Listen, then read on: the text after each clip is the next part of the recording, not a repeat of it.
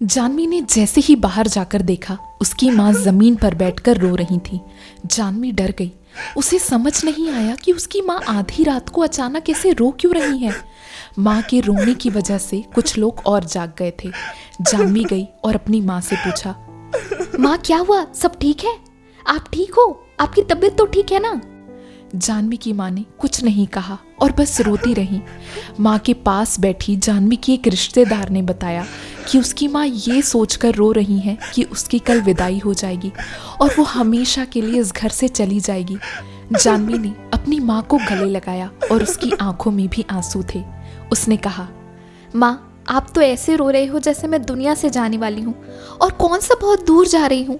जब भी आपका मन करे आप मिलने आ जाना या फिर मैं मिलने आ जाया करूँगी।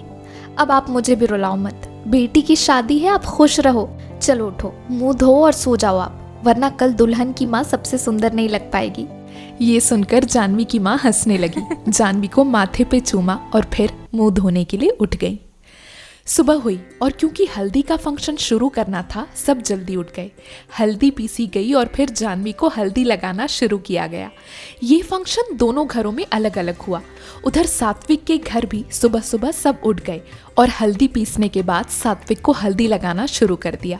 दोनों घरों में सबने मजे से हल्दी खेला। दुल्हा दुल्हन के अलावा एक दूसरे को भी सबने हल्दी लगाई और मिलकर खूब डांस भी किया। बहुत से लोग इस रस्म में मौजूद थे और सभी ने मिलकर एक अच्छा समय गुजारा। शाम को शादी के साथ साथ रिसेप्शन का भी फंक्शन था।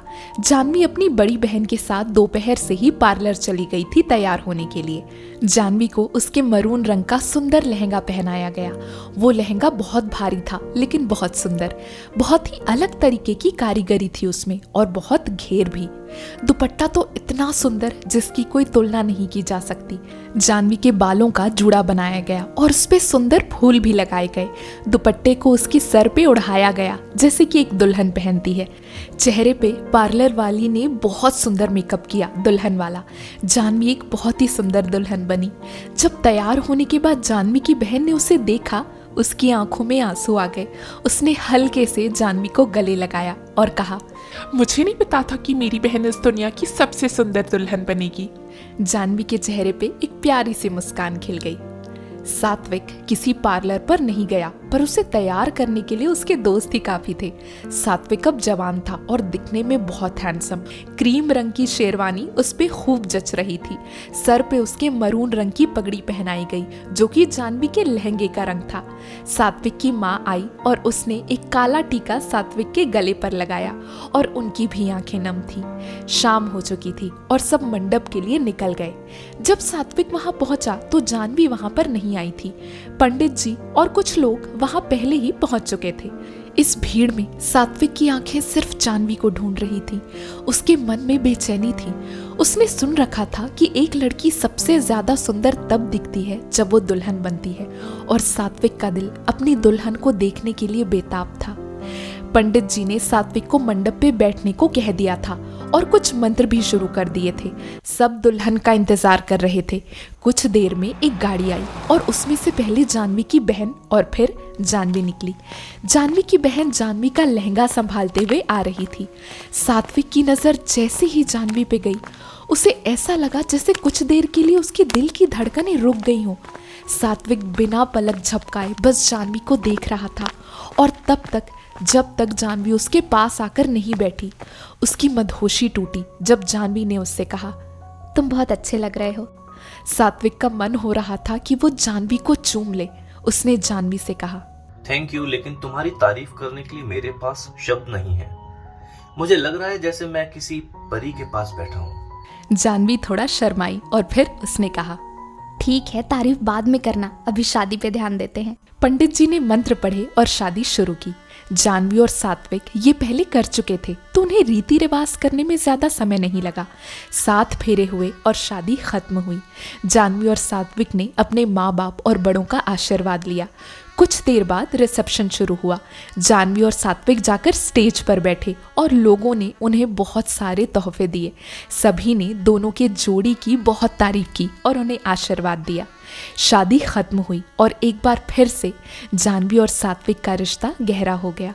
अब उनका रिश्ता पूरी दुनिया के सामने एक अटूट बंधन में बंध चुका था। फिर आई विदाई की बारी, और वैसे देखा जाए तो जानवी और सात्विक का घर एक ही मोहल्ले में था, पर विदाई तो विदाई होती है। जानवी के माँ पापा और बहन बहुत रोए और उनको देखकर जानवी भी रोने लगी। सात्विक ने जानवी को संभाला और उसके पापा से वादा किया कि वो उनकी बेटी को हमेशा खुश रखेगा। जानवी सब खत्म होने के बाद सात्विक के घर गई, जो कि अब उसका घर था। शादी को कुछ महीने बीत चुके थे। एक सुबह जानवी की नींद खुली अलार्म बजने की वजह से। जानवी ने देखा कि घड़ी में 7 बज रहे थे। सूरज की रोशनी कमरे तक आ रही थी। जानवी उठी और देखा बाजू में सात्विक चैन की नींद सो रहा था। उसने सात्विक के माथे पे चूमा और फिर खिड़की से बाहर देखने लगी। खिड़की के बाहर एक बहुत ही प्यारी सी सुबह जानवी के मन को सुकून दे रही थी। रास्ते पे कुछ गाड़ियां जा रही थीं। अचानक जानवी को बाहर से कुछ आवाज आई और उसने जाकर देखा तो उसकी सास किचन में कुछ काम कर रही थी। जानवी को देखकर उसकी सास ने कहा, अरे बेटा, तुम उठ गई, जाओ तैयार हो जाओ, मैं तुम्हारी पसंद के आलू के पराठे बना रही हूँ। माँ, आप क्यों सुबह सुबह उठ के इतनी मेहनत करती हो? आप आराम किया करो, मैंने बोला तो है। मैं उठती फिर मिलके हम कुछ बना लेते। अरे बेटा, मेरी नींद खुल जाती है और तुम्हें भी तो ऑफिस जाना होता है। क्या हुआ अगर मैंने बना दिए तो? तुम जल्दी जाओ, तैयार होके आओ, नहीं तो पराठे ठंडे हो जाएंगे। जानवी नहा धोकर अपने कमरे में गई और सात्विक को प्यार से उठाया।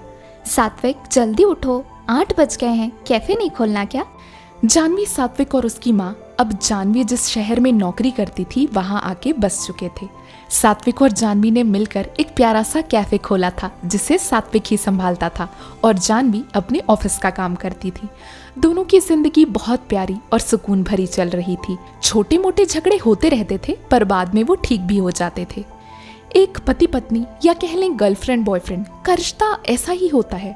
झगड़े जरूर होते हैं और वो कहते हैं ना, झगड़े से प्यार बढ़ता है। कभी कभी कुछ बड़े झगड़े भी होते हैं, लेकिन अगर उन झगड़ों से परेशान होकर हम रिश्ता ही तोड़ दें तो फिर रिश्ता आगे कैसे बढ़ेगा। जानवी और सात्विक बचपन से साथ थे। शादी से पहले वो लोग 15 साल रिलेशनशिप में थे। कितना कुछ देखा उन्होंने उस 15 साल में। घर वालों की नाराजगी, एक दूसरे के साथ इतने झगड़े, पर दोनों में से किसी ने हार नहीं मानी और इसलिए दोनों आज तक साथ हैं। प्यार दुनिया की सबसे खूबसूरत चीज़ है। अगर हमें कोई मिले जो हमसे बहुत प्यार करे और हमें दिल से चाहे, तो उसके लिए अगर थोड़े बहुत कॉम्प्रोमाइज़ेस कर भी लें तो क्या बुरा है। वो कहते हैं ना, कुछ पाने के लिए कुछ खोना पड़ता है। तो एक खूबसूरत रिश्ते को बचाने के लिए हम कम ज़रूरी चीज़ों को नज़रअंदाज तो कर ही सकते हैं। तो दोस्तों, जानवी की एक प्रेम कहानी यहाँ पर ख़त्म होती है। आप लोगों को जानवी और सात्विक की ये प्रेम कहानी कैसी लगी कमेंट बॉक्स में लिखकर ज़रूर बताइएगा। अगर आपको कहानी इंटरेस्टिंग लगी तो वीडियो को लाइक करें, शेयर करें और आगे ऐसी ही इंटरेस्टिंग कहानियाँ पाने के लिए हमारे चैनल को सब्सक्राइब करें और बेल आइकन क्लिक करें। Thank you.